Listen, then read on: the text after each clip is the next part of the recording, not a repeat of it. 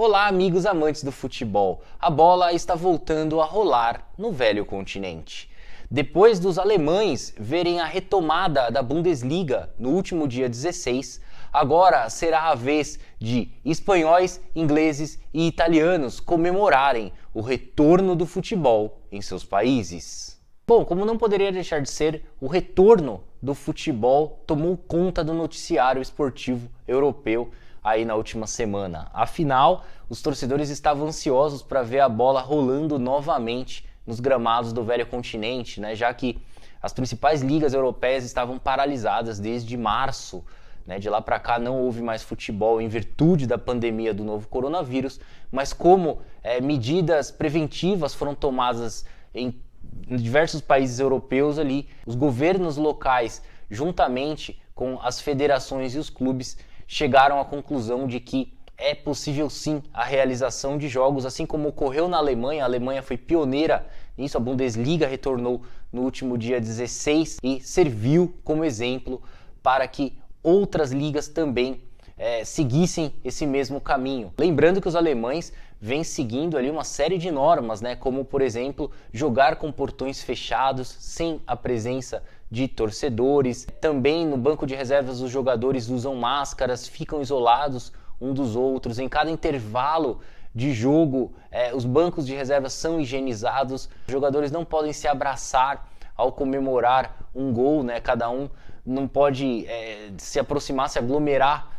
em comemorações de gols. Enfim, são uma série de regras que os jogadores estão seguindo na Alemanha, e o mesmo ocorrerá na Itália, na Espanha, na Inglaterra e em Portugal também, que acabou decretando aí o retorno do futebol da temporada 2019-2020.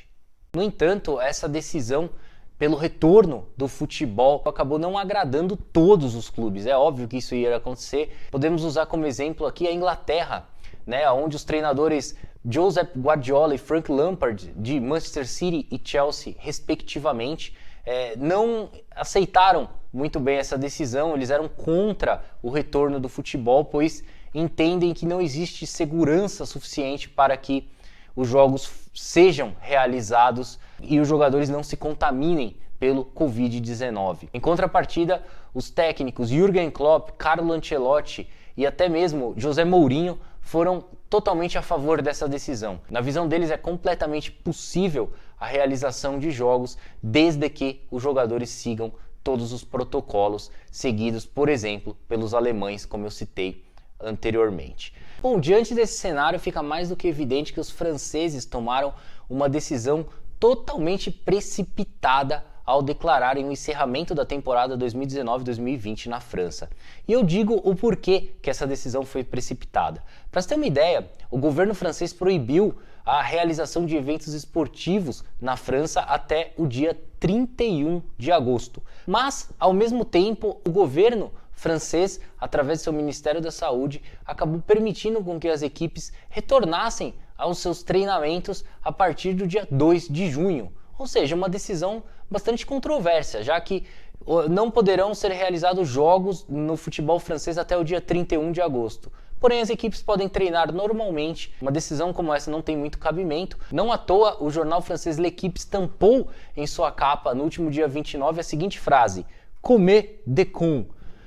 Traduzindo para o português, somos idiotas? É uma pergunta que eles estão fazendo para os próprios leitores ali, justamente porque os seus vizinhos retomarão as atividades normalmente no futebol a partir do mês de junho, e somente a França que optou pelo encerramento da temporada de futebol no país. E essa pergunta também poderia ser colocada para os holandeses, já que a Ajax e a AZ Alkmaar brigavam diretamente ali pelo título do campeonato holandês. Ambos estavam empatados na liderança da Eredivisie com 56 pontos ganhos. O Ajax liderava pelos critérios de desempate, apesar de que o AZ Alkmaar venceu o Ajax nos 2 confrontos diretos realizados entre eles na atual temporada pela Eredivisie. Era uma briga assídua entre esses 2 clubes ali pelo título, pelo caneco do campeonato holandês. Na França ainda se justifica o fato de que não havia mais briga pelo título, uma vez que o Paris Saint-Germain liderava isoladamente a Ligue 1 com 12 pontos de vantagem em relação ao Olympique de Marseille. embora também saibamos que existia uma briga grande ali contra o rebaixamento e também clubes brigando por vagas diretas ali em competições europeias na próxima temporada. Mas mesmo assim, a Federação Francesa de Futebol, juntamente com o governo francês, optaram pelo encerramento da temporada de futebol no país, indo totalmente na contramão de ingleses, portugueses, espanhóis e italianos. Aliás, para deixar aqui noticiado, o Campeonato Português retornará à ativa a partir do dia 3/6, posteriormente será a vez da La Liga retornar no dia 11/6, o Campeonato Inglês, a Premier League, voltará a partir do dia 17/6, enquanto o Campeonato Italiano será o último das principais ligas aí do futebol europeu a retomar as atividades no dia 20 de junho. Uma ótima notícia para nós que amamos tanto o futebol. Bom, e a notícia de que as principais ligas do futebol europeu retomarão as suas atividades a partir do mês de junho animou bastante alguns dirigentes de clubes brasileiros. Até porque a pressão para que a bola volte a rolar é grande por parte de alguns clubes aqui no futebol brasileiro, como por exemplo Flamengo e Vasco, né? Os presidentes desses clubes, o Rodolfo Landim, presidente do Flamengo, e o Alexandre Campelo, presidente do Vasco, fizeram até uma visita ao presidente Jair Bolsonaro em Brasília, com o intuito de colocar uma pressão ali para o retorno do futebol. No entanto, essa visita acabou não surtindo o efeito esperado, já que até agora o Campeonato Carioca não foi retomado. Bom, a gente sabe muito bem que a folha salarial do Flamengo é a maior do Brasil, né, batendo a casa dos 25 milhões de reais mensais. Portanto, entende-se a pressão do presidente do Flamengo, mas até o presidente Jair Bolsonaro deu uma sugestão ali para que o final do segundo turno do Campeonato Carioca e posteriormente a fase final do Campeonato Estadual fosse realizado em Brasília, onde o número de pessoas contaminadas e o número de mortos é menor em comparação ao Rio de Janeiro. E aí é nesse ponto que eu queria chegar. O Brasil é totalmente diferente da Europa. Para a gente ter uma ideia, não dá para comparar a Itália voltou o futebol, o Brasil ainda não, a Espanha voltou, o Brasil ainda não. O Brasil é diferente, o tamanho do Brasil já diz tudo. O Brasil é um país de tamanho, de extensão continental, ao contrário dos países europeus. Para você ter uma ideia, o estado do Maranhão, apenas o estado do Maranhão é do tamanho da Itália. Em número de população, o estado de São Paulo, que tem aproximadamente 45 milhões de habitantes, tem quase o mesmo número de habitantes do que a Espanha. A Espanha está com 46 milhões e poucos mil habitantes. É praticamente equivalente ali o número de habitantes de São Paulo e da Espanha. E o Rio de Janeiro, por exemplo, a população do Rio de Janeiro é maior do que Portugal inteiro. Desse modo, fica claro que no Brasil o futebol será retomado de maneira diferente, por estados, por regiões. Eu peguei até aqui um balanço divulgado no dia da gravação desse vídeo aqui pelo Ministério da Saúde. E o Ministério da Saúde informava o seguinte, que em São Paulo são 107.242 contaminados e 7.532 mortes. Enquanto, por exemplo, o estado do Rio Grande do Sul são 9.242 contaminados e 216 mortos. É uma diferença muito grande de um estado para outro. É muito provável que o futebol retome as atividades no Rio Grande do Sul, no Campeonato Gaúcho, e o Campeonato Paulista espere um pouco mais. Até os clubes entendem dessa forma. Os 4 grandes clubes paulistas, São Paulo, Corinthians, Palmeiras e Santos, são contra o retorno do Campeonato Paulista nesse momento, ao passo que Grêmio e Inter já estão treinando normalmente e querem o retorno do futebol gaúcho ali.